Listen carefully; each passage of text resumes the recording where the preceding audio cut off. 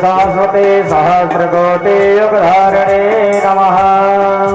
हस्त प्रक्षालनं हातुलिसु सहस्रनामे वर्तते सहस्रकोटि सहस्रकोटि युगधारिणे नमः।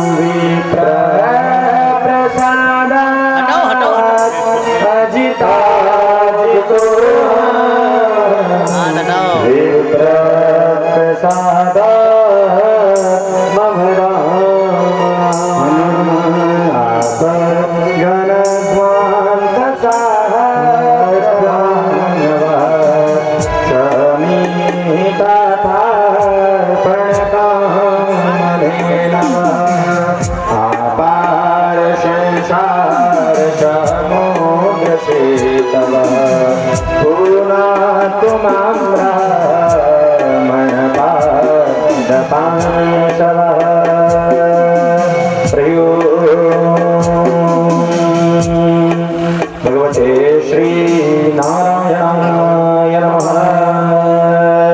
नारायण नमस्कृत्य नरं चैव नरोत्तमं देवीं सरस्वतीं व्यास ततो जयमुदीरयेत् ततो जयमुदीरयेत्। हरि ओम भगवते श्री नारायणाय नमः।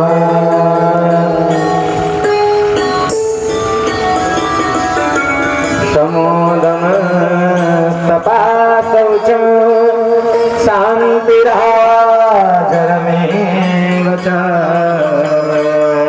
ज्ञानं विज्ञानमोत्तिक्यं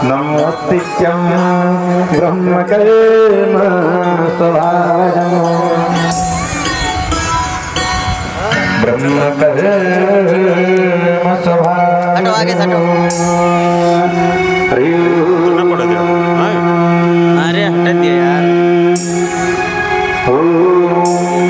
ब्रह्मणा व्यतिवत क्षत्रं पयः सोमं प्रजापतिः ऋतेन सुब्रह्मण्यं पयो मृतं मधु त्वं प्रजापति भवेत्।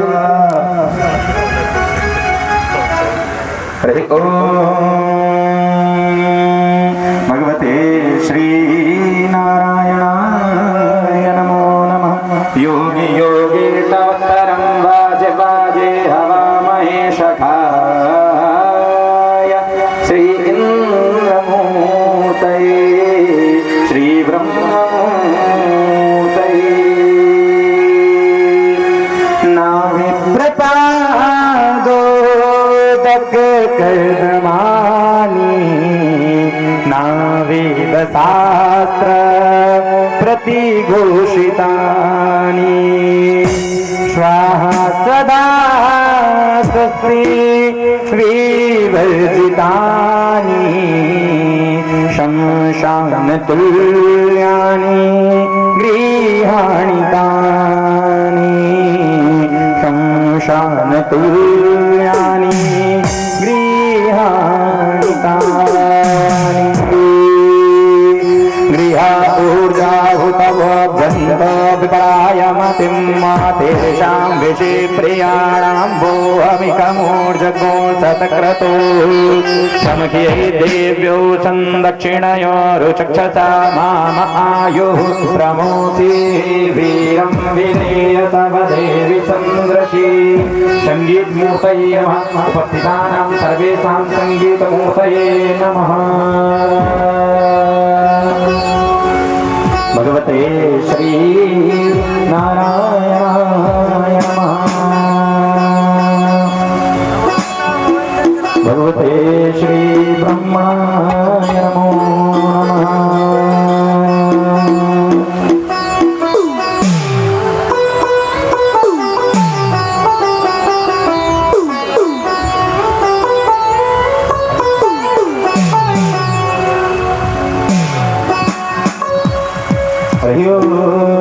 अस्यापि देववपुषो मधुना क्रियते स्वेच्छामया शनतभूतमया श्रीकूपी निशे मयि त्ववचितुं मनशर्णभयसने अनेरजां बहुलां मे करोत्वण्डं भयोरेतो अस्मान्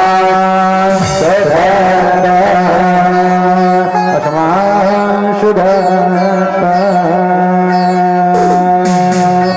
हरि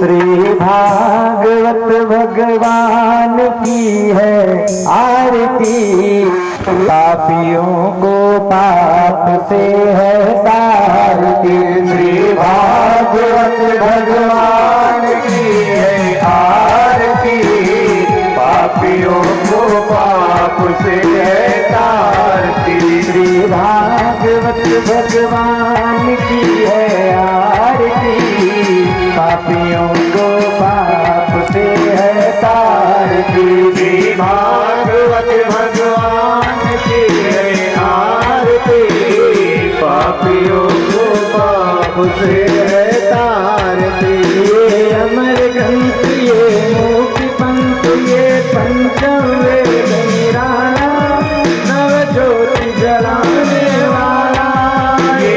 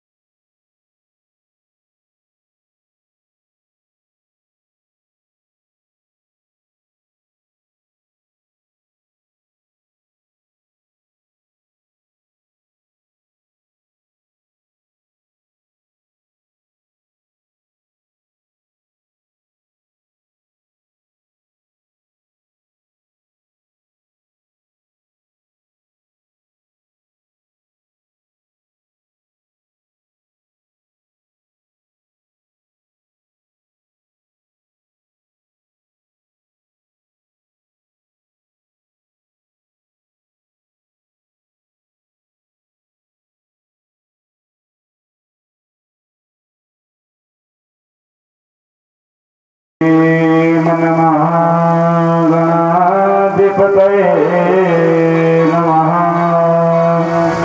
गौरी शंकराभ्यां नमः। राधा कृष्णाभ्यां नमः। श्रीमातृपितृ गुरु चरणकमलेभ्यो नमः। श्री महासरस्वती नमः।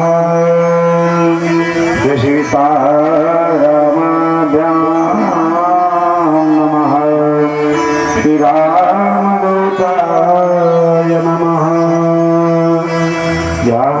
ध्यानमूलं गुरुमूर्तिः पूजामूलं गुरुफलम् मंत्रमूलं गुरुर्वाक्यं मोक्षमूलं गुरुकृपा।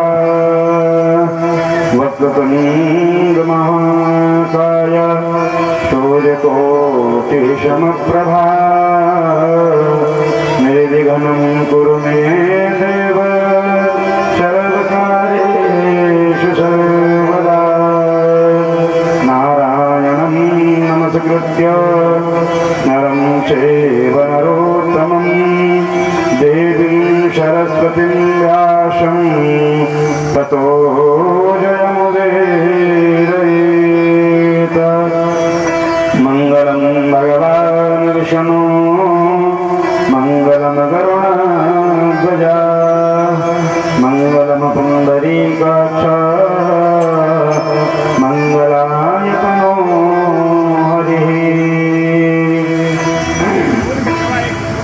वंशे विभूषितकरान्नवनीरदाभात पीताम्बराधरुणबिम्बपराधरोष्ठात् कोणेन्दु सुन्दरमुखादरबिन्दुनेत्रात् कृष्णात् परं किमपि तत्त्वमामयाने।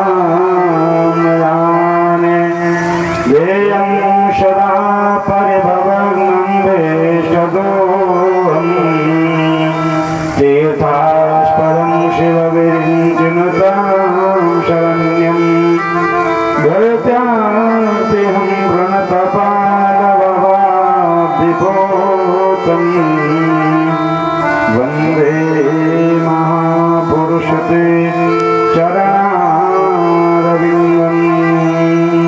माता रामो मतपिता रामचन्द्रः स्वामी रामो मतसखा रामचन्द्रः सर्वस्वं मे रामचन्द्रो दयालु। नान्यं जाने नैव जाने न जाने अन्यनानन्दमन्दिरं जानकीशोकनाशनं कपीशमख्यहङ्कारं वन्दे लङ्काभयङ्करम्। जय जय श्री राधारमण जय जय नमल किशोर जय गोपी चितचोर प्रभु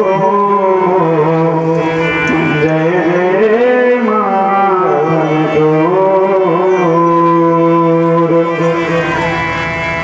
जय जय जय मां शारदे जय जय श्री विश्वेश जय जय जय मां भारती जय जय भारत देश।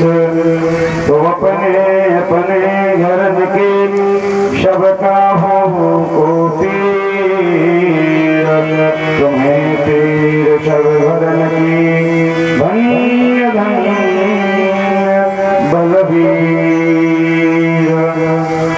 राधा मेरी माँ तो है पिता मेरे घनश्याम इन दोनों के चरणों में मेरा बारंबार प्रणाम।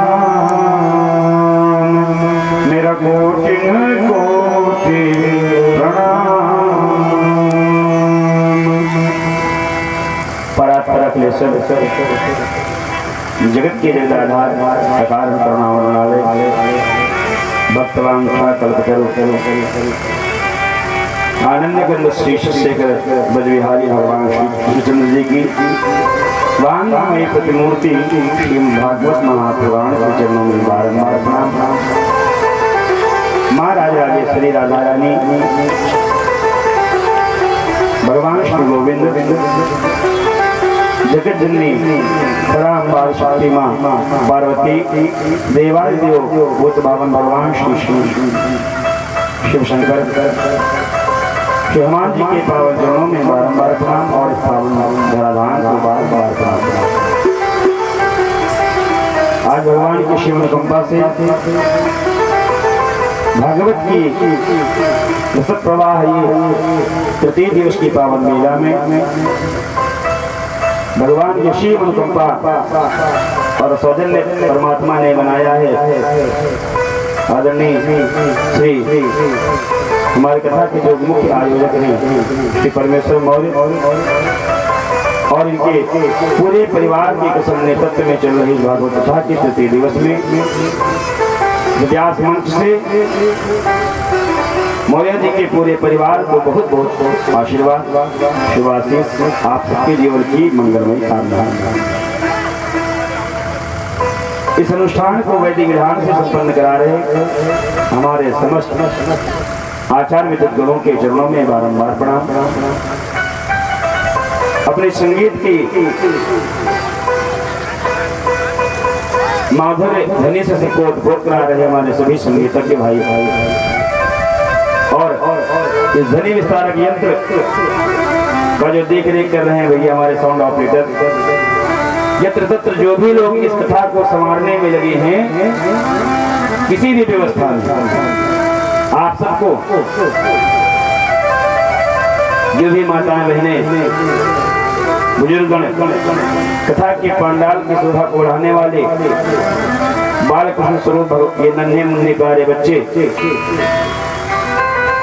अर्थात जो लोग अपने घरों से आ रहे हैं आने वाले हैं रास्ते में हैं जहाँ कहीं से भी आयोजन को उस कार्यक्रम को आप लोग सुन कर पा रहे हैं आप सबको इस व्यास मंच से श्री राममय सब जग जानी करो प्रणाम जोर जुगबानी। आप सबके जीवन की मंगलमयी कामना। कथा में प्रवेश करें उसके पूर्व भगवान की सुंदर सी स्तुति तत्पश्चात भगवान नाम संकीर्तन कल आप लोगों ने सुना कि कलिकाल न साधन दूजा जोग यज्ञ जप तप व्रत पूजा राम ही केवल हरि गुण गाहा और सुमिरत नर पावई भो।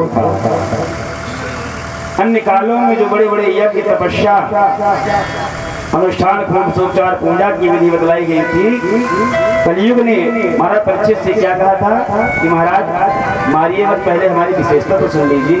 हम मानते हैं कि हमें लाख बुराई है हमारा नाम ही बुरा बहुत लोगों को खाली नाम बुरा होता है इंसान वो अच्छे होते बहुत लोग देखने में खराब लगते हैं मगर उनका अंदर से चित्त होता है इतना कोमल होता है इतना निर्मल होता है कि मानो बहुत बढ़िया स्वरूप है किसी का हो वाणी में मधुरता न हो व्यवहार अच्छा न हो समाज में तो फिर ऐसे चित्त से कोई मतलब नहीं रह जाता।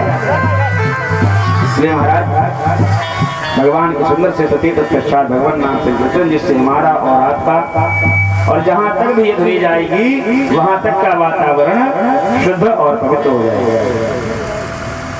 तो आइए बड़े प्रेम से भगवान की स्तुति करते हैं।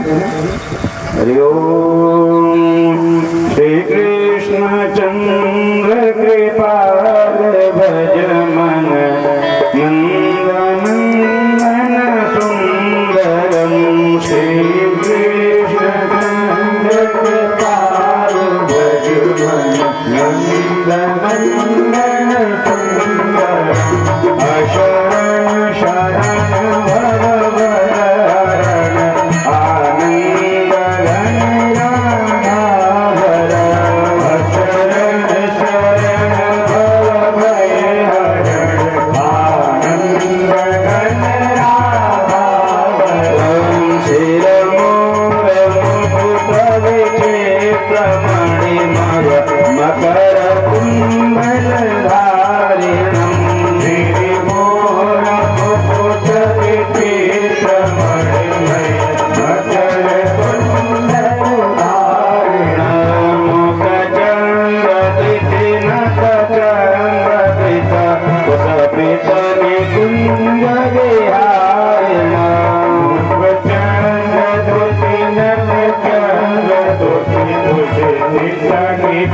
कुंज बिहारी मुस्कान मुनि मन मोहिनी चितवन चपदव पुनट बरो मुस्कान मुनि मन मोहिनी चितवन चपदव पुनट बरो मन मादल लिखत फूल अधरन मधुर मुरलीधर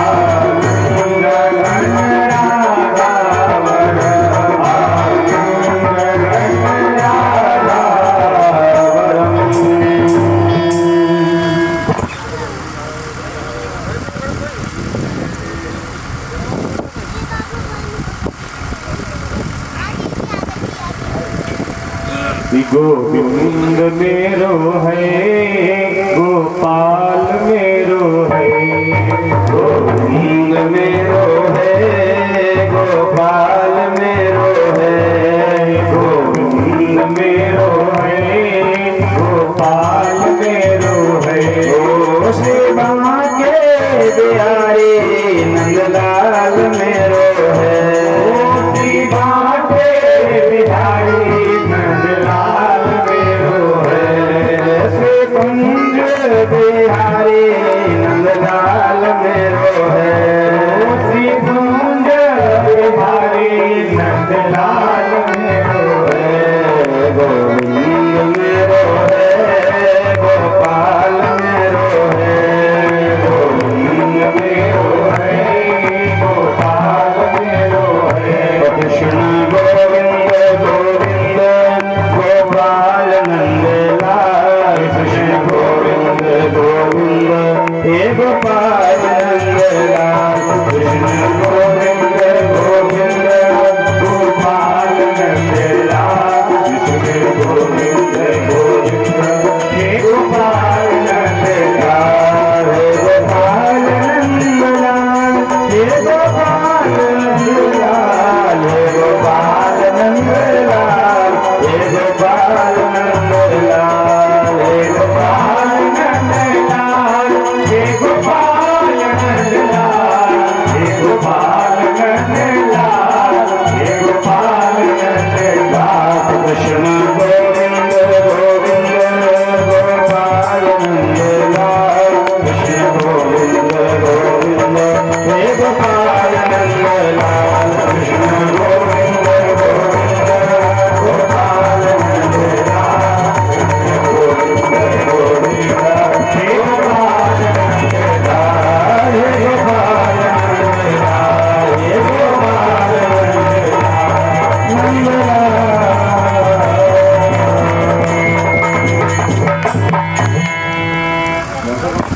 भगवान नहीं होता, भागवत माने भगवान का भक्त। ये जो पूरी कथा है 12वें स्कंद में, ये भगवान के भक्तों की ही कथा है।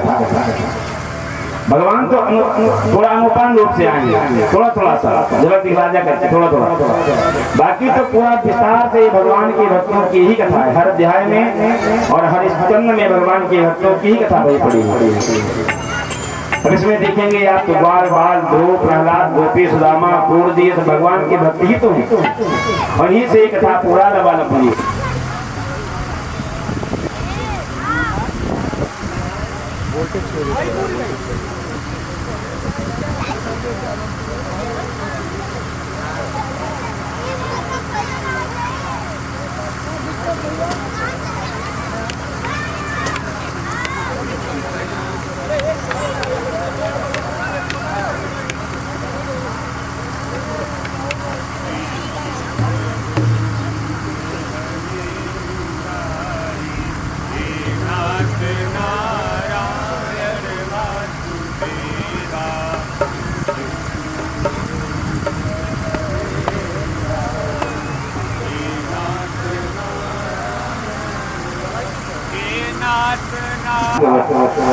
भगवान ये भगवान की भक्तों की ही कथा है। तो ऐसे भक्तों की कथा को आप लोग श्रवण करें। प्रसंग चल रहा था पहला, कहाँ से चला प्रथम दिवस में नैमिषारण्य में श्री सूत जी और जो 88,000 ऋषिगण हैं, ऋषि मुनि हैं, उनके मध्य में संवाद चल रहा था। और सृष्टि के आरंभ से कौन कथा तो कहना आरंभ किया और कौन कथा सुन कर रहा है, तो श्री सुखदेव जी महाराज कथा कह रहे हैं और परीक्षित जी कथा को श्रवण कर रहे हैं। श्रोता वक्ता कौन है इसके दादा, कौन है कथा कौन कह रहा है? श्री सुखदेव जी महाराज कह रहे हैं और परीक्षित जी महाराज कह रहे हैं। विशेष बात जानते हैं क्या है? ये जो दोनों लोग हैं, ये दोनों लोग भगवत प्राप्त हैं, दोनों लोग।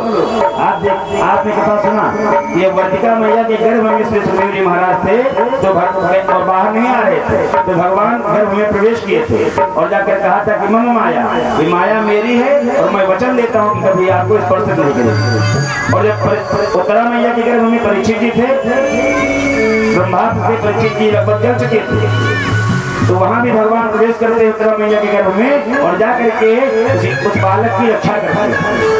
तो गर्भ से ही दोनों लोग भगवत प्राप्त, कोई साधारण नहीं है, दोनों लोग गर्भ से ही भगवान को प्राप्त कर चुके। तो ऐसे दोनों महापुरुषों को आप स्मरण करने जा रहे हैं। दो महापुरुषों के बीच ये संवाद चल रहा है सुताल की पावन धरती पर। सुताल की पावन धरती पर गंगा जी का बढ़िया पावन तट है, उसी पर ये भागवत रूपी गंगा भी प्रवाह कर रही है। एक तो सुताल वाली गंगा और एक दूसरी भागवत रूपी गंगा, दो गंगा प्रवाहित हो रही है। भैया कथा भी गंगा ही है, कथा भी गंगा ही है। गोस्वामी लिखते हैं, पूछे रघुपति कथा प्रसंगा, पूछे रघुपति कथा प्रसंगा, सकल लोक जग पावनी गंगा, सकल लोक जग पावनी गंगा, सकल लोक जग पावनी गंगा। एक तो गंगा मैया भगीरथी वाली गंगा और दूसरी गंगा ये भागवत भी है। अब उस गंगा और इस गंगा में थोड़े से अंतर है, समझिए अंतर क्या है। जो वो गंगा है उसमें गंगा जी का निर्मल पानी है और इसमें व्यास जी जैसे महापुरुष की वाणी। इतना अंतर, पहला अंतर। दूसरा अंतर ये है, उस गंगा में डूबने से लोग डरते हैं। क्यों भैया? जहाँ प्रवाह तेज होता है गंगा मैया का, तो कहते वहां न जाइए, किधर आइए, थोड़े नहा लीजिए। अरे बहुत लोग देखते घुटना भी पानी नहीं जाते और थोड़े थोड़े में बच गए और पानी उठ गए से नहा लेते, जल छिड़क लेते ऊपर, हो गया।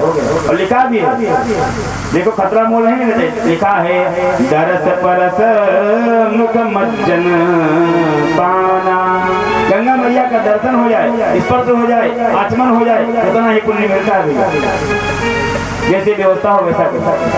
इस प्रकार से महाराज उस गंगा में लोग डूबने से डरते हैं और इस गंगा में लोग डूबने के लिए आते हैं। कथा रूपी गंगा में लोग डूबने के लिए उतारते हैं। आप देखिए अगर कथा समझ में आ रही है तो फिर फोन भी आएगा तो काट देंगे, नहीं तो भैया पूजा घर में करते हो, पूजा की बात बता रहे हैं। माला चल रहा हो, अगर किसी विशेष आदमी का फोन आ जाए, कहेंगे अरे श्रीमती जी सुनती हो, देखो जरा भैया फोन आ रहा, जरा बता दो कि पूजा में बैठे। ये होता है भैया इसका असर। तो उसमें डूबने से लोग डरते हैं और इस गंगा में लोग डूबने के लिए आते हैं। मान लीजिए उस गंगा में कोई डूब गया, कोई फिसल जाए और डूब जाए तो वो मरा। उस गंगा में कोई डूब गया तो मरा, और इस गंगा में जो डूबा वो तरा। इस गंगा में जो भी डूबा वो भैया तर जाता है। जो वो गंगा है उसमें क्या होता है, उसमें हमारे पाप धुलते हैं। क्या धुलते हैं? इसलिए में तुम तो गंगा स्नान करते हैं ना, तुम्हारे पाप धुल जाए। ये गंगा क्या करती है, हमारे अंदर जो एक पाप कराने वाला इंस्ट्रूमेंट है ना, अंदर कहीं मन होगा, मन है वही तो पाप कराने की प्रवृत्ति हमारी बनाता है। तो उस मन को ये गंगा निर्मल करती है। कथा वाली गंगा जो होती है, जो पाप हमसे करवाती है, अंदर कोई इंस्ट्रूमेंट लगा होगा जरूर, वही तो विचारधारा उत्पन्न करती है। जाते गंगा नहाने के लिए वहां देखते हैं जो महिलाएं माताएं हमारी कपड़ा बड़ा बदला करते, वीडियो बना के वायरल कर देते हैं। ये पाप कराए ना वहां से, वहां गए बहुत लोग गंगा स्नान करते, बहुत लोग खाली चोरी करने जाते हैं, किसी मोबाइल चुरा लिया, किसी पर चुरा लिया। तो ये पाप कराने वाली प्रवृत्ति है, इसको ये गंगा साफ करती है, इंस्ट्रूमेंट पूरा साफ हो जाता है। कहते हैं छठ सुधरई सतसंगति पाई, पारस परस कुधात सुभाई, मज्जन पर पेखिय तत्काला, का कहो है टिकब को मराला। महाराज किसी की संगति खराब हो जाए तो भैया सत्संगत से सुधर सकता है, और उसका कोई उपाय नहीं। बच्चा बिगड़ जाए, उसको कितना जितना मारोगे उतना ही बिगड़ेगा, चिड़चिड़ा हो जाएगा। मगर किसी अच्छे व्यक्ति की संगति करवा दिया जाए, धीरे धीरे रहने उसके साथ रहने लगेगा, कुछ दिन तो उपद्रव करेगा, धीरे धीरे वो परिवर्तित हो जाएगा स्वभाव। क्यों? मध्यम फल देखिए तत्काला, काक होई पिक गौ मराला। इस सत्संग में कौवा भी डुबकी लगाता है तो भैया पिक गौ मराला कोयल की तरह से बोलने लगता है। कौवा कोयल में कोई विशेष अंतर नहीं होता, एक जैसा रंग, एक जैसा स्वरूप, एक ही रास के दोनों कोयल कौवा, परंतु केवल क्या है, बोली में थोड़ा सा असर है। उसकी बोली दूसरी है, उसकी मधुर बोली है। तो कथा हमारे ऊपरी प्रभाव को नहीं खत्म करती, कथा हमारे भीतरी प्रभाव को खत्म करती है। बारंबार बताया जाता है कि भैया किसी को परेशान मत करिए, अगर कोई निर्बल है, असहाय, उसकी मदद करिए, सहायता करिए। तो महाराज ऐसी दिव्य कथा के तीसरे सत्र में हम प्रवेश करें तो श्री सुखदेव जी ने कहा कि राजन, कल हम लोगों ने कथा को कहाँ तक श्रवण किया था, और कथा कहाँ तक पहुंची थी बताइए कोई, कहाँ तक कथा चली थी? पीछे करेंगे राह तक पहुंची थी, राह तो चली नहीं कथा। कपिलोपाख्यान की कथा को आप लोगों ने कल श्रवण किया। कपिल भगवान ने अपनी मैया को सांख्य शास्त्र का उपदेश दिया और उसके बाद चले गए गंगा सागर। तो आप लोगों ने कल श्रवण किया, महाराज मनु के 5 संतानें, 3 पुत्री आकुति, प्रसूति और देवहूति, और 2 पुत्र थे। 2 पुत्रों का भी जिक्र सुना था ना आप लोग, उत्तानपाद और महाराज प्रियव्रत। तो परीक्षित जी ने पूछा कि गुरुदेव, आपने महाराज मनु की 3 पुत्रियों का तो इतिहास पर सुना दिया था, अब जो है इनके पुत्रों का भी हमको तो सुनाइए। श्री सुखदेव जी महाराज कहते हैं, राजन, जब महाराज मनु का चौथा पन आया तो अपनी पत्नी शत्रुपा के साथ कहाँ चले गए? नैमिष। और नैमिष गए और जाने से पहले अपनी गद्दी अपने बड़े पुत्र उत्तानपाद को सौंप दिया। जो उत्तराधिकारी होता था बड़ा पुत्र, क्या होता है? बड़ा पुत्र उत्तानपाद को सौंप दिए और मन में वैराग्य जागृत हुआ और नैमिष चले गए तपस्या करने के लिए। जितनी भी कथाएं आरंभ हुई 18 पुराणों में से सब जो है नैमिष की पावन धरती से। आप लोगों ने सुना होगा किसी भी कथा में नैमिष के पावन क्षेत्र में 88,000 ऋषि ये कथा को कहे, ये कथा को कहे, ये कथा को कहे। क्यों? क्योंकि वहां लिखा है तीरथ बर नैमिष विख्याता होवति पुनीत साधक सिद्धि बाता। पुनीत है, सुंदर है, परम पावन है, सिद्धि प्रदान करता है। जो भी साधक साधना करता है उसकी सिद्धि को तो सिद्ध करता है। तो उत्तानपाद का राज्य शुरू हुआ। जिसका महाराज मनु के पुत्र हैं महाराज उत्तानपाद। अब समझिए कि उत्तानपाद माने क्या होता है। केवल कथा नहीं, कथा के अर्थ को भी एक एक नाम के हम लगभग अर्थ बताएंगे आपको। अगर आप ध्यान से सुनेंगे तो एक एक नामों का अर्थ बताते जाएंगे। उत्तानपाद माने क्या होता है? तो लिखा हुआ है उत्तानपादो अस्य स उत्तानपाद। मतलब उत्तान हो पाद जिसके, पाद माने पैर, उत्तान हो पैर जिसके। गर्भ में हमारी अवस्था, आपकी अवस्था क्या होती है? हमारे जो पैर होते हैं वो ऊपर को होते हैं, सिर नीचे को होता है। इसको कहते हैं ऊर्ध्वगति। मानो परमात्मा हमको आपको ये संदेश देना चाहता कि हमारी जो गति है वो ऊर्ध्वगति होनी चाहिए। कैसी गति? ऊर्ध्वगति होनी चाहिए। जानेंगे कैसे? महाराज हम कहेंगे कि जब आप रात में सारे कामों से निवृत्त होकर विश्राम करते हैं, सोने लगते हैं, तो बड़ा 1 मिनट के लिए 5 मिनट के लिए अपने आप को चेक करिए कि आज दिन भर में हमने जैसे कृत्य किए हैं इसमें हम ऊपर को उठे हैं कि नीचे को गए। अगर ऐसा करेंगे तो जो बुरे कर्म किए होंगे थोड़ा सा उसमें तो आपको परेशानी होगी। चलेगा नहीं, ये हमसे आज गलत काम हो गया, कल से हम प्रयास करेंगे इससे बचने का। और जब बचते रहोगे तो धीरे धीरे आपकी भी अधोगति समाप्त होकर ऊर्ध्वगति हो जाएगी। मगर महाराज वहाँ तो भगवान की प्रदृष्टि देते हैं और वो बच्चा जो होता है गर्भ में होता है अपने कई जन्मों के अपराध को देख लेता है। कहता प्रभु हमको आप भेज दीजिए संसार में, अब हम कोई नया पाप नहीं करेंगे, आपका खूब भजन करेंगे। मगर जैसे ही पृथ्वी पर आता है तैसे ही वो ऊर्ध्वगति से अधोगति वाला हो जाता है, पैर नीचे हो जाते हैं। भूमि पर धावर पानी जिम जी वही माया लगता नहीं। जैसे ही आता है तो जैसे ओस जब तक घास पर होती है तब तक भैया मतलब जैसे हीरा की तरह चमका करती है, और जैसे ही भूमि पर गिरती है पानी में परिवर्तित होकर के जमीन में विलीन हो जाती है। उसी प्रकार से जो ही जीव इस संसार में आता है माया अपने में उसको लपेट लेती है। महाराज अब जो मरणासन की अवस्था में होता है तब उसको जो है गरुड़ पुराण सुनाया जाता है। तब सोचता है कि महाराज हमको कहाँ जाना था और हम कहाँ चले गए, जाना कहाँ चाहिए था और चले कहाँ गए। संत कहते हैं और हम भी आपसे कहते हैं कि अपने आप को बार चेक जरूर करा करें कि दिन भर में हमने जो काम किए अच्छे किए खराब किए, तो जहाँ जाना चाहिए वहीं आप जाएंगे। अंत में जो है गोदान नहीं कराना पड़ेगा। महाराज मरने लगे तो गौदान और गौदानों का गोदान के बारे में बताएंगे जिसमें आएगा। ये चाहेंगे रहिए चारों में व्यवस्था हो तक गोदान और सोचेंगे बैतरनी पर आप खड़ा करा दे गई है।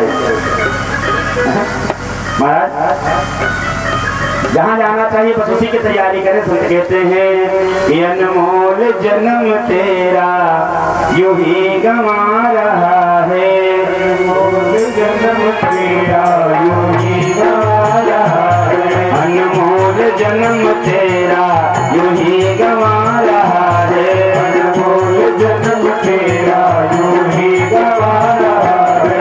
जाना तुझे कहाँ है, जाना तुझे कहाँ है, तू जा कहाँ रहा है, अनमोल जन्म तेरा यूं ही गंवा रहा है, अनमोल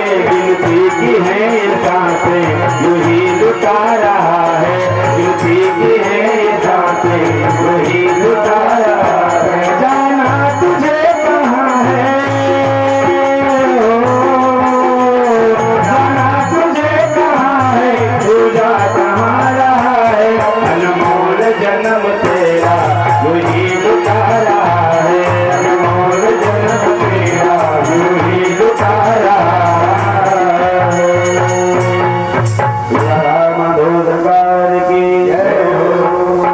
ये जो सांसें मिली है ना, बहुत लोग कहते हैं भैया उम्र बढ़ नहीं रही महाराज। एक निर्धारित अवस्था है कि आप इतने वर्ष के हैं और वो भी आपको पता नहीं है। हमने एक दिन बताया था कि क्षण भंगुर जीवन की कलिका, कल प्रात को जान खिली न खिली। अरे उम्र की बात करते हो, तुमको तो ये भी नहीं पता कि जो सांस अंदर ले गए हैं कि सांस बाहर भी आ पाएगी नहीं।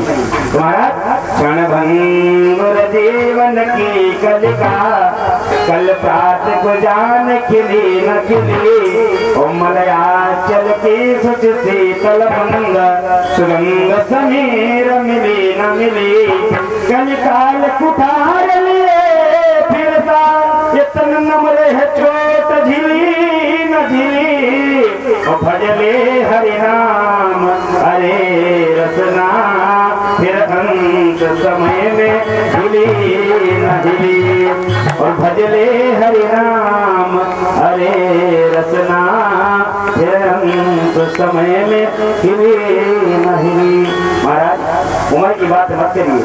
ये भी आप नहीं जानते कि जो सांस हम अंदर ले गए हैं बाहर भी आ पाएगी नहीं आ पाएगी। उम्र की बात करते हैं तो हर ऐसा कर्म करो जो कर्म धर्मयुक्त हो।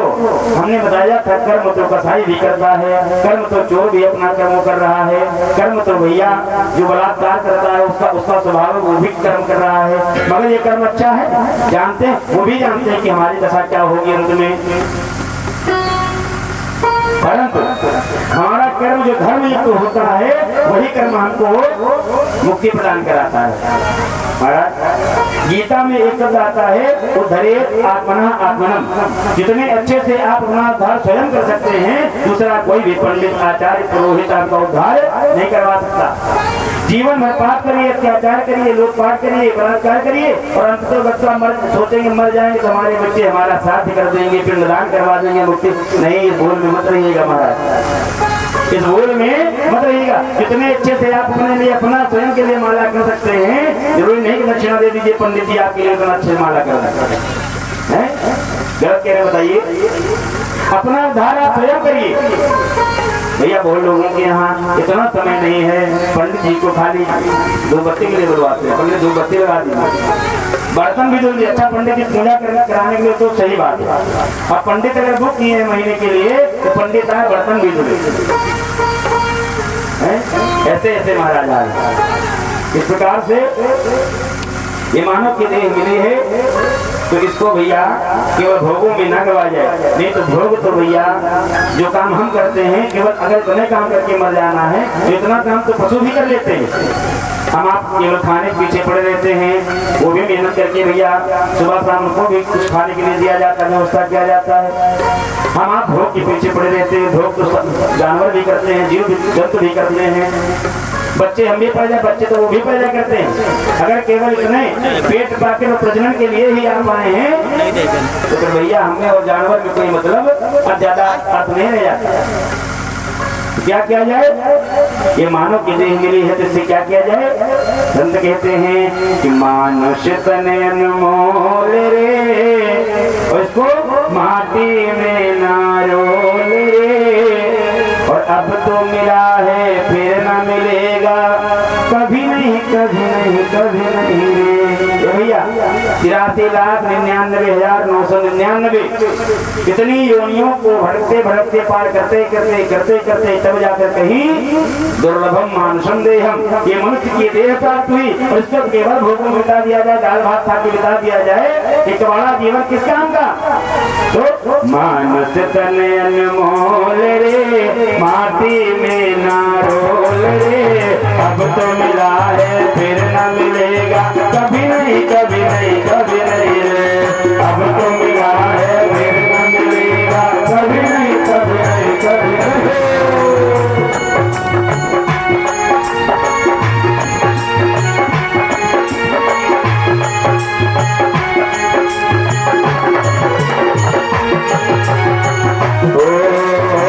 सत्संग में जाया कर, प्रभु का ध्यान लगाया कर।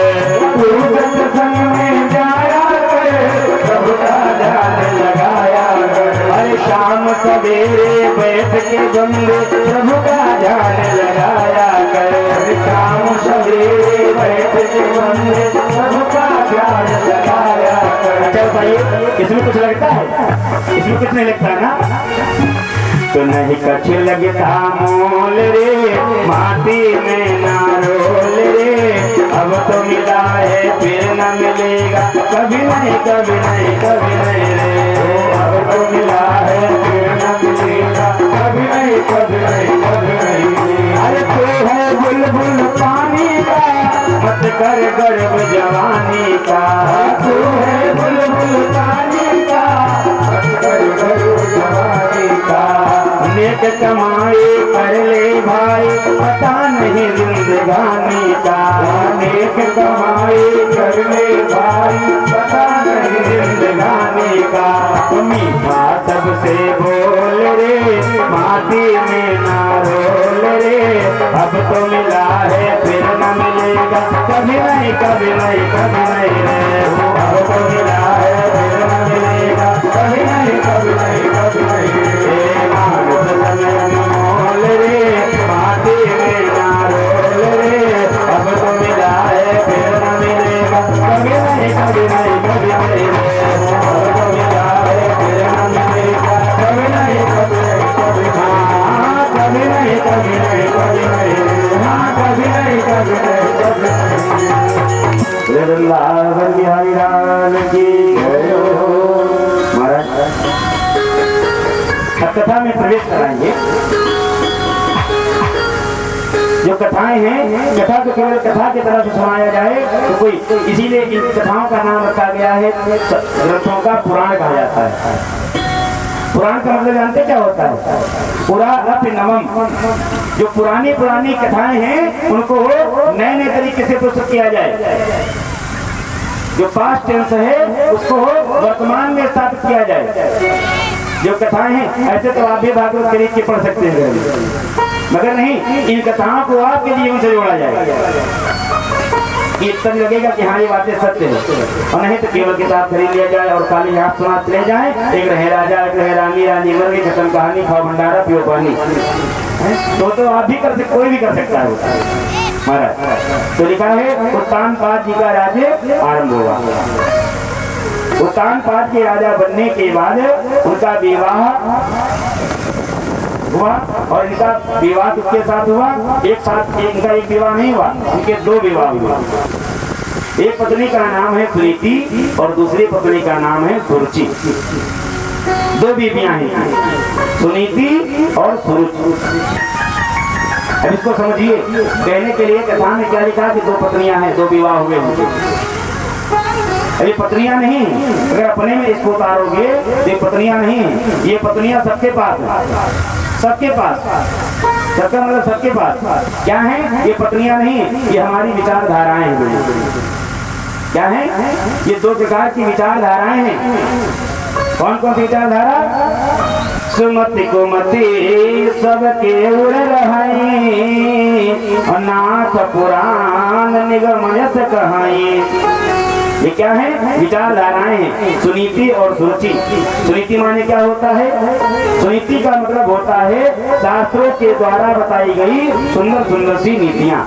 शास्त्र जो कहें वो कर्म किया जाए, ऐसी विचारधाराएं क्या कहलाती हैं? सुनीति। क्या कहलाती है? सुनीति एक पहली विचारधारा होगी, सबके पास होती है ना। बहुत लोग होते हैं जो सत्संग सुनते हैं, सत्संग प्रेमी हैं, जो संत बताते हैं, महात्मा बतलाते हैं, शास्त्र बतलाते हैं, वही कर्म करते हैं महाराज। अब भी बहुत लोगों के यहाँ लहसुन प्याज नहीं बनता, शास्त्र बिल्कुल मना करते हैं, बनता ही नहीं, कभी नहीं बनता। हम बहुत लोगों के यहाँ जाते हैं, बताते हैं महाराज। दूसरी विचारधारा, दूसरी पत्नी क्या नाम? सुरुचि। और सुरुचि माने क्या होता है? सुरुचि माने होता है मनमर्जी। क्या होता है? मनमर्जी, जो रुचे वही कार्य किया जाए। आंखों को जो अच्छा लगे वही जो है वही देख लो, वही चल लो। कानों को जो अच्छा लगे वही सुन लिया जाए। जुबान जो मांगे वही दे दिया जाए। 4 चौबीस बतासा फिंगर जो मांगे जुबान वही दे दिया जाए। देह जो वही पहन दिया जाए, पाँव जहाँ कहीं वही चल दी जाए। जो मनमानी वाले कार्य हैं ये सब सुरुचि कहलाते हैं। बात समझ में आ रही है ना? कि दो प्रकार की विचारधाराएं हैं महाराज, सुनीति और सुरुचि। ये खाली उन्हीं के पास नहीं, उत्तानपाद के पास। उत्तानपाद माने हम सब उत्तानपाद, समझिए आपके साथ उत्तान पाद माने हम भी उत्तान पाद, आप भी, क्योंकि हमारी जो प्रसव काल का समय था उसमें हम भी उर्दगामी थे। हमारे यहाँ सबके पैर कैसे होते हैं, ऊपर होते हैं, सिर नीचे होता है। इस नाते हम भी उत्तान पाद, आप भी उत्तान पाद। दो बीवियां उनकी हैं, दो विचारधाराएं हमारी भी हैं, सुनीति और सुरुचि। महाराज अब कथा में आगे बढ़ो तो लिखा है उत्तान पाद जो थे वो सुरुचि को ज्यादा मानते थे और सुनीति को नहीं मानते थे। जो पहली पत्नी सुनीति थी उसको अवॉइड करते थे। ये तो भैया कथा हो गई। अब इसको अपने ऊपर अगर लागू करो, अपने ऊपर लागू करो तो विचार करोगे तो ये सत्य जान पड़ेगा कि हम लोग भी किसको ज्यादा प्रेम करते हैं, किसको ज्यादा प्रेम करते हैं, सुरुचि को। सुनीति है तो मन में है, हमारे अंदर सुनीति, मगर वो कहीं दबी कुचली पड़ी है, जैसे वो अवॉइड करते थे उसको। यही हाल सकता है, सूरज को ही हम लोग प्रेम करते हैं। जहाँ मन करता है वहाँ चल देते हैं, जहाँ मन जो मन करता है वही देखते हैं, जो अच्छा लगता है वही पहन लेते हैं। शास्त्रों की बातों को सुन तो लेते हैं मगर मानने में बड़ी समस्या काम है। महाराज जब शादी बिटिया की होती है, देखिए विचारधारा, दोनों विचारधाराएं यही बताएंगे आप। जब बिटिया की शादी करते हैं तो क्या कहते हैं, दहेज लेना पाप है, दहेज देना पाप है, दहेज लेने वालों को जेल भिजवा देना चाहिए। मगर महाराज वहाँ पर कुछ सोची जो है सुनीति उत्पन्न हो गई, सुनीति वहाँ उत्पन्न हो गई। और जब शादी बेटे की करते हैं कहते हैं बेटे करवाए महाराज, 28 लाख खर्चा हो, 50 लाख कम से कम चाहिए। तब सुनीति कहाँ चली गई है? तो दोनों आपके दिमाग में ना, बिटिया विवाह किया तो दहेज लेना पाप हो गया, और बेटे किया तो बीटेक करा, एमटेक करा, 50 लाख चाहिए। तब सुनीति कहाँ चली गई? अगर सुनीति को हम लोग मानते होते तो आज लहसुन प्याज 1 रुपया किलो लगता है, 1 रुपया, क्योंकि शास्त्र बिल्कुल कहते हैं कि लहसुन प्याज नहीं खाना चाहिए। मगर भैया सुरुचि हावी है। सुबह होगा बनाओ पकौड़ी, प्याजी बनाओ, गोले बनाओ, बिना लहसुन डाले कहाँ चाह? अरे कैसे नहीं चाह? क्या जो लहसुन प्याज नहीं खाते मरे जा रहे हैं? महाराज इस प्रकार से अब कथा में और आगे बढ़े तो लिखा है कि जो महाराज थे कानपात, इनकी दोनों पत्नियों से इनको एक पुत्र प्राप्त हुआ। कितने पुत्र हुए? सुनीति से जो पुत्र हुआ उसका नाम पड़ा ध्रुव, और सुरुचि से जो पुत्र हुआ उसका नाम रखा गया उत्तम। ये दोनों पुत्र प्राप्त हुए तो महाराज इनका अर्थ क्या हुआ? ध्रुव माने क्या होता है? ध्रुव केवल बेटा नहीं, कथा के प्रत्येक अर्थ को हम बता रहे हैं। ध्रुव माने होता है अटल और अविनाशी सुख। ध्रुव माने क्या होता है? अटल और अविनाशी सुख। मतलब इस लोक और परलोक में भी जो हमको सुख प्रदान करवाए, अटल और अविनाशी सुख हो, उसको कहते हैं ध्रुव। उत्तम माने क्या होता है? उत्तम माने होता है क्षणिक सुख। जब इस कथा को आप आगे सुनेंगे तो लिखा है उत्तम जब 10 वर्ष का था, 10-11 वर्ष का, तो उत्तम जंगल में शिकार खेलने गया और वहाँ यक्षों ने उसका जो है शिकार किया, उसको मार डाला उत्तम को। राजा का देता है सुख तो खूब होगा, मगर उत्तम माने होता है क्षणिक सुख। जो उत्तम होता है, देखो पेड़ा चाहे 1500 रुपये किलो का, आप कितना खाएंगे? उत्तम अच्छा तो लगेगा खाने में, इस जवान को बहुत रुचेगा, मगर कितना भी महंगा, कितना मोबाइल बहुत देखते हैं, आपसे बहुत प्रिय, मगर मोबाइल की एक क्षमता है उसकी कितनी देर देखोगे? 2 घंटा 3 घंटा। उत्तम है, क्षणिक सुख है, मगर जो ध्रुव माने होता है अटल और अविनाशी सुख, जो आपको इस लोक तथा परलोक दोनों लोकों में आपका कल्याण करवाए, उसको कहते हैं। जो सुनीति को प्यार करते हैं उन्हें ध्रुव की प्राप्ति होती है, और जो सुरुच की प्यार करते हैं उन्हें जो है उत्तम की प्राप्ति होती है। महाराज अटल सुख पाने के लिए एक ही उपाय है कि सुनीति से प्यार करा, जिससे सुनीति से प्यार किया जाए। समझ में आ रही है ना कथा? कथा को हम आपके जीवन से जोड़ रहे हैं। अब थोड़ा सा कहानी में ध्यान दीजिए तो लिखा है एक दिन की बात है, दोनों बच्चे लगभग 5 साल के हैं, 5 साल के हो गए, और एक दिन महाराज कानपाद अपने सिंहासन पर बैठे हैं, और उनका जो छोटा बेटा था उत्तम, वो महाराज की गोदी में बैठा था। उसी समय खेलते खेलते पता नहीं कहां से ध्रुव भी वहां पहुंच गया, ध्रुव पहुंच गया। देखा तो उसके मन में भाव जागृत हुआ कि पिताजी अगर हमको भी गोदी में बैठा लेते कितना अच्छा होता। देखो भैया को दुलार कर रहे हैं। गया कहा पिताजी हम भी गोदी में बैठना चाहते हैं। अब पिता तो पिता होता है, उसने कहा बेटा तुम्हारा ये भी है। तो क्या किया, अपने छोटे बेटे को गोदी से उतार दिया और ध्रुव को उठाकर गोदी में बैठा लिया। उसी समय उसकी जो पत्नी है छोटे वाली सुरुचि, वो पता नहीं कहां से आ गया और देखा कि मेरे बेटे को नीचे उतारे हैं महाराज और ध्रुव को गोदी में बैठाए। अरे यार मामूला होगा महाराज। गई और हाथ पकड़ा ध्रुव का और नीचे फेंक दिया।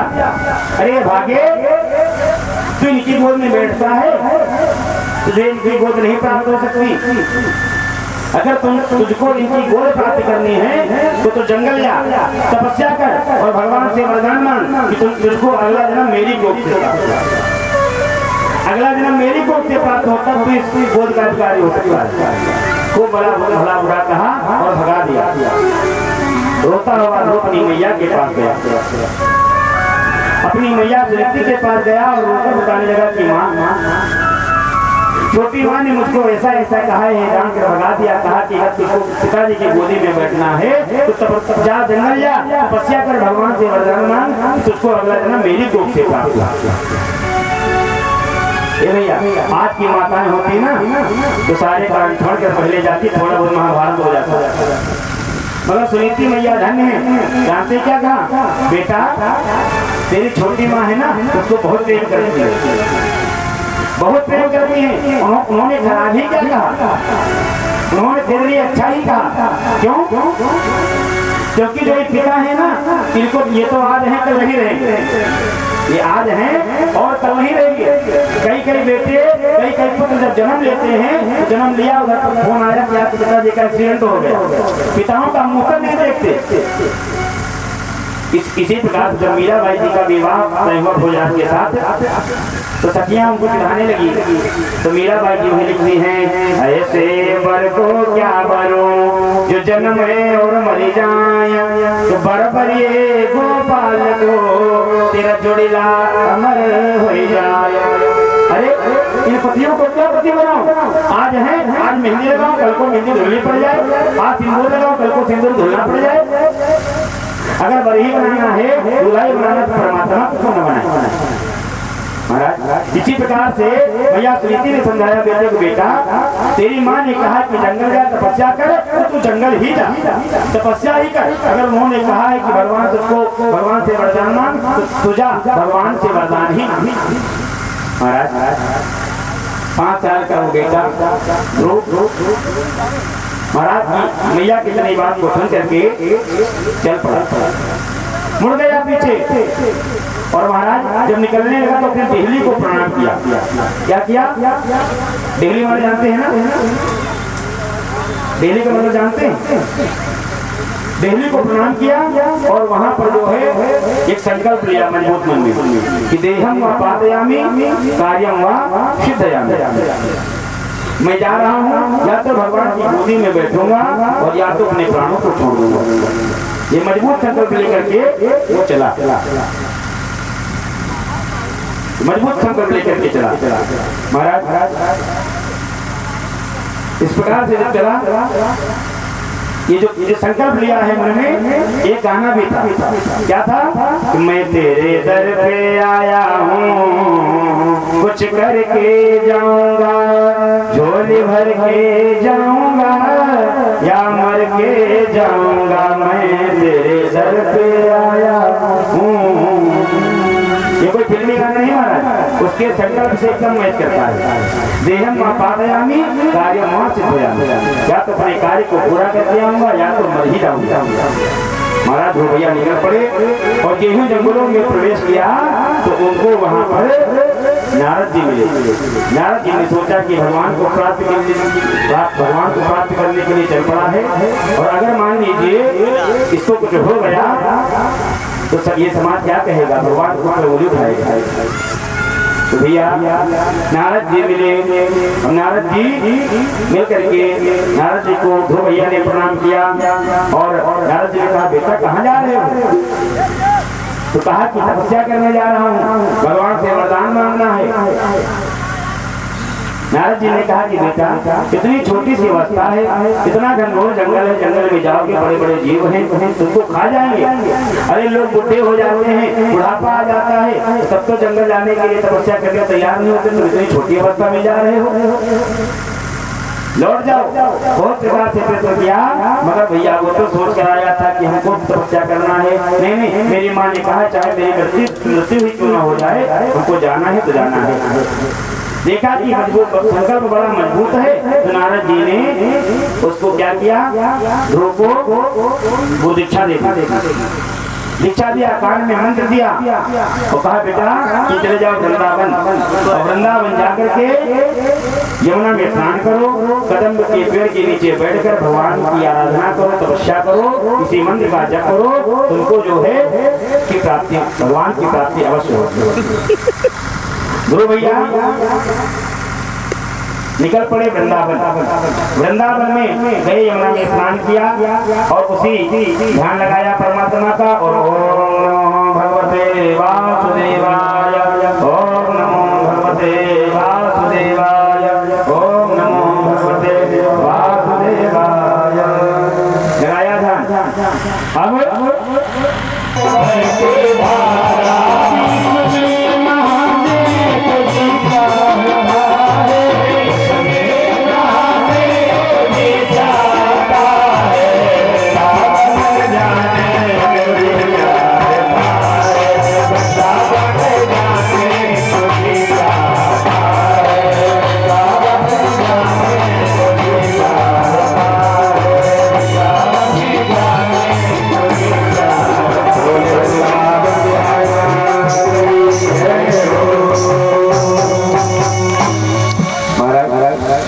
वृंदावन में तपस्या आरंभ हुई ध्रुव महाराज की, और कितने दिन चली तपस्या, मात्र 5 महीने, 5 माह बीते कि भैया इंद्रासन हिलने लगा। कितनी कठोर तपस्या, कितने लगन के साथ, कितने धैर्य पूर्वक ध्रुव महाराज ने आरंभ की कि भगवान चल दिए। 6वां महीना लगा और भगवान चल दिए ध्रुव भैया को दर्शन देने के लिए। तो संतों ने भगवान से पूछा कि प्रभु आपके यहाँ भी भूस वाला सिस्टम चलता है क्या? आपके यहाँ भूस वाला सिस्टम आपके भी यहाँ चलता है क्या? अरे लिखा है कि बहु बहु जन्मना मनते जनन जनन जतन कराही। भैया इको जन्म जन्म में जतन कराही। लोग जन्म जन्म तपस्या करते हैं, तपस्या करके और कितनी पीढ़ियां लोगों को बीत जाती है, आपके दर्शन नहीं प्राप्त होते। और ध्रुव भैया ने ऐसी कौन सी आपको घोष दे दी कि 6ठे महीने आप कर दिए? क्या विशेष बात है? तो भगवान कहते हैं कि भैया 6 महीने तो फिर भी जाता है, तो और कम समय में चल दे। पर जैसे ध्रुव महाराज ने तपस्या की वैसे तपस्या तो करो। ध्रुव माने देखो, ध्रुव बालक है, छोटा है, 5 वर्ष का है। और भगवान कहते हैं जो कोई हमको बालक बनकर जो भजता है, बालक बनकर, तो भैया 5 से 6 महीने लगते हैं, हम उसको दर्शन दे देते हैं बालक बनकर। ये भगवान की लीला मात्र होती है। एक बंधुओं एक बात बताऊं, एक बहुत प्यारे संत हुए हैं रजनीश ओशो, पता है इतने कुछ अलग लेवल के संत हैं, जो लिखा वही नहीं बताते थे, जो सही होता तो कहें। उनसे किसी ने पूछा कि भगवान माने क्या होता है, परमात्मा माने क्या? तो कहते हैं 100% अव्यवस्था का नाम है परमात्मा। 100% अव्यवस्था का नाम। भगवान के लिए कोई भी नियम, कोई भी धर्म उनके लिए नहीं मायने लगता, ये सब हम पर आप पर लागू होता है। क्यों? क्योंकि लिखा है बहु नाम जन्म नाम मनते, या लिखा संभवामि युगे युगे, मैं युग युग में अवतार लेता हूँ। ये लिखा है ना कि संभवामि युगे युगे, मैं युग युग में अवतार लेता हूँ। और एक तरफ अभी आगे समुद्र मंथन की लीला होगी, एक ही लीला में भगवान 3 बार अवतार लेते हैं, एक ही लीला में 3 बार अवतार। एक तरफ लिखा है कि जो जागत है सो पावत है। अभी आप गलती कथा में सुनेंगे, यशोदा मैया सो रही होती है और सोते सोते भगवान मिल जाते हैं। भगवान कहते चुप रहो, जो सोवत है वो पावत है। भगवान के लिए कोई भी नियम धर्म नहीं, नियम धर्म हम लोगों के लिए होता है। ओशो जी कहते हैं 100% का व्यवस्था का नाम परमात्मा है। बहुत लोग पीढ़ी दर पीढ़ियां बीत जाती हैं, भगवान की झलक नहीं पाते और कोई एक लोग का जल चढ़ाते तो उसमें भगवान प्रसन्न हो जाते हैं। ये तो भगवान की लीला भगवान ही जानते हैं।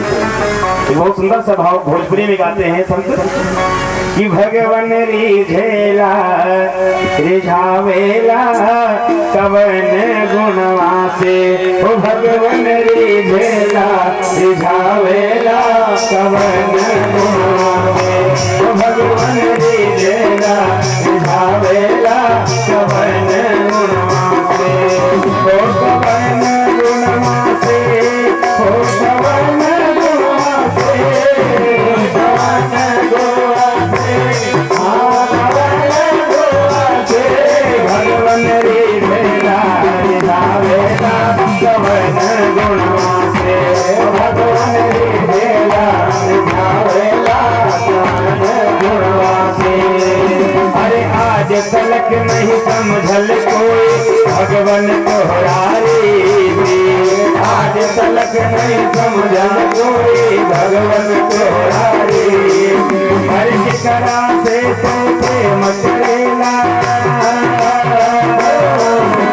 शिकरा से तो बैर करेला, शिकरा से तो पीली आपन के करागे बनावेला कवन गुणवा से, आपन के करागे बनावेला कवन गुणवा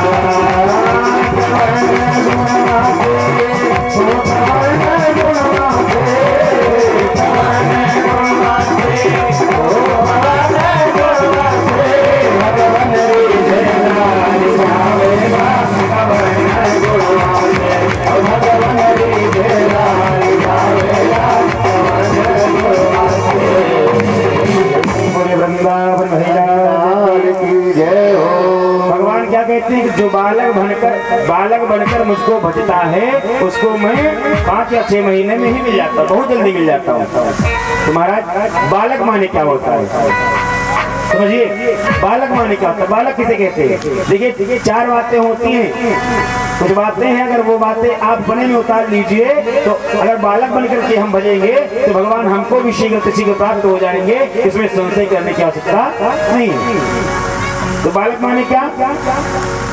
देखो सबसे पहली जो विशेषता बालक में होती है कि बालक में भैया कोई तर्क नहीं होता। क्या नहीं होता? बालक में कोई तर्क नहीं होता। अगर कह दिया कि भगवान है तो ये भगवान है, और दूसरे दिन से कहो माँ ये भगवान जी है, राधे राधे करो। क्या बालक में कोई तर्क नहीं है? और हमारे आपके अंदर दुनिया भर के तर्क भरे हैं, दुनिया भर के तर्क खोपड़ी में भर लेते हैं, ऐसे नहीं ऐसे, ऐसे नहीं ऐसे, और सबसे ज्यादा क्या एक्चुअली ऐसे थोड़ी होता है, वो ऐसे नहीं ऐसे होते हैं। दुनिया भर के तर्क भरे पड़े हैं, इसीलिए तर्क दिमाग में घुसा है तो भगवान की प्राप्ति नहीं हो पाती। ये भैया एक भाई साहब थे और बाहर विदेश में रहते थे, पढ़ाई करने गए थे और तर्कशास्त्र पढ़ने गए। कौन सा शास्त्र? तर्कशास्त्र पढ़ने गए। जब पढ़ के आए तो उनके बूढ़े माता पिता थे और जो पुराने लोग होते थे दादा, पढ़े भले ना मगर पढ़े बहुत होते थे। भैया तर्कशास्त्र पढ़ के आया डिग्री लेके, घर में आया तो भैया मैया बड़ी प्रसन्न हुई, जल्दी गले लगा लिया, बैठो बेटा, और लड्डू लाई कितने? 2 लड्डू लाई पानी पीने के लिए दिया, 2 लड्डू लेके आई। तो कहा बेटा किस चीज की पढ़ाई करके आए? तो बोला तर्कशास्त्र। ये क्या होता है? मैया ने कहा ये क्या होता है? तो बोला मैया ये तुम कितने लड्डू लाई हो? तो बोला कि 2। तो बोला मैं अपने तर्क से सिद्ध कर दूंगा कि ये 3 लड्डू है। 2 लड्डू को मैं 3 लड्डू में परिवर्तित कर दूंगा तर्क से। अरे नहीं बेटा, क्या झूठ बोलते हो, ये कैसे संभव है? 2 लड्डू हम 3 कैसे हो जाएंगे?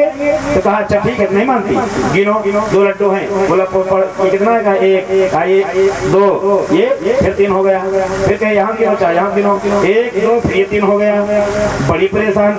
बाबूजी भैया अखबार पढ़ रहे हैं, बढ़िया मुस्कुरा रहे हैं धीरे धीरे। 5 मिनट जब ये चला प्रसंग तो बाबूजी ने कहा जी सुनती हो क्या हुआ? तुम बेवकूफ, अरे हमारा बेटा डिग्री लेके आया, पढ़ के आया है, और तुम कहते कि ऐसे नहीं ऐसे, वो 3 लड्डू हैं, तुमको नहीं दिख रहे हैं? बाबूजी उठ के आए, 1 लड्डू उठाए, अपना खा गए, 1 लड्डू श्रीमती जी को खिला दिए और कटोरी पकड़ाया, बेटे खा ले बेटे, 3रा लड्डू तुम खा ले। बोले वृंदावन के लाल की तर्क सारा धरा पड़ा रह गया, खाली कटोरी लिए ठंडा हिलाते रह गए बस। ये तर्क साथ में महाराज, हम लोगों के दिमाग में दुनिया भर के तर्क भरे पड़े रहते हैं, इसलिए भगवान हमको नहीं मिल सकते। बालक के अंदर कोई तर्क नहीं होता।